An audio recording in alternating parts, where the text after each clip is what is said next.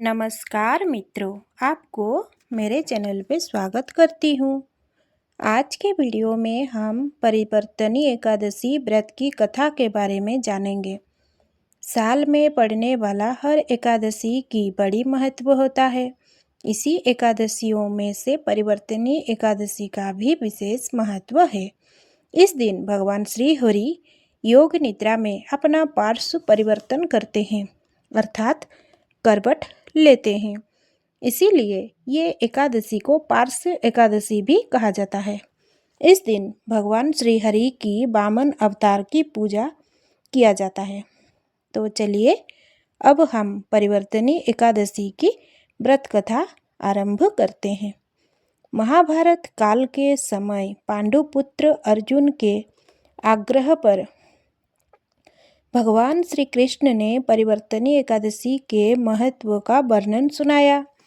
भगवान श्री कृष्ण ने कहा कि हे अर्जुन, अब तुम समस्त पापों का नाश करने वाली परिवर्तनी एकादशी की कथा ध्यानपूर्वक श्रवण करो। त्रेता युग में बलि नामक असुर था, लेकिन वो अत्यंत दानी, सत्यवादी और ब्राह्मण की सेवा करने वाला था। वो सदैव यज्ञ, तप आदि किया करता था। अपनी भक्ति के प्रभाव से राजा बलि स्वर्ग में देवराज इंद्र के स्थान पर राज्य करने लगा। देवराज इंद्र और देवतागण इससे भयभीत होकर भगवान श्री हरि के पास गए। देवताओं ने भगवान से रक्षा की प्रार्थना की। इसके बाद भगवान श्री हरि ब्राह्मण रूप धारण किया और एक ब्राह्मण बालक के रूप में राजा बलि पर विजय प्राप्त की। भगवान श्री कृष्ण ने कहा, वामन रूप लेकर भगवान श्री हरि ने राजा बलि से याचना की, हे राजन, यदि तुम मुझे 3 पग भूमि दान करोगे, इससे तुम्हें 3 लोकों के दान का फल प्राप्त होगा।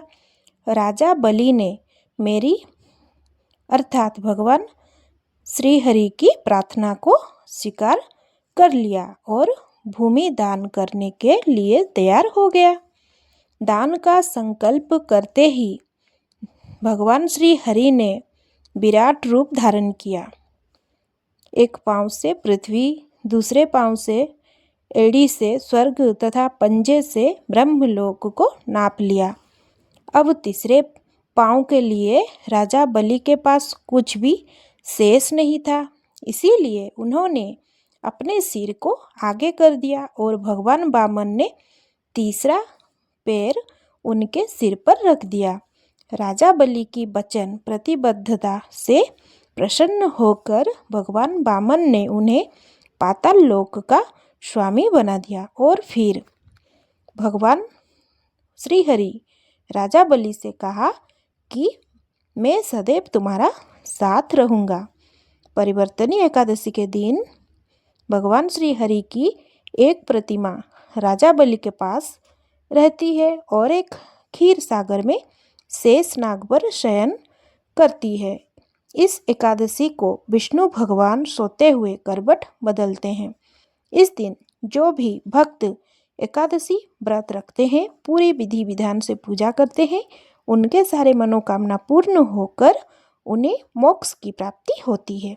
तो दोस्तों, इस प्रकार कथा संपन्न हुई। अगर ये वीडियो अच्छा लगा तो धन्यवाद। जय श्री नारायण, जय श्री हरि।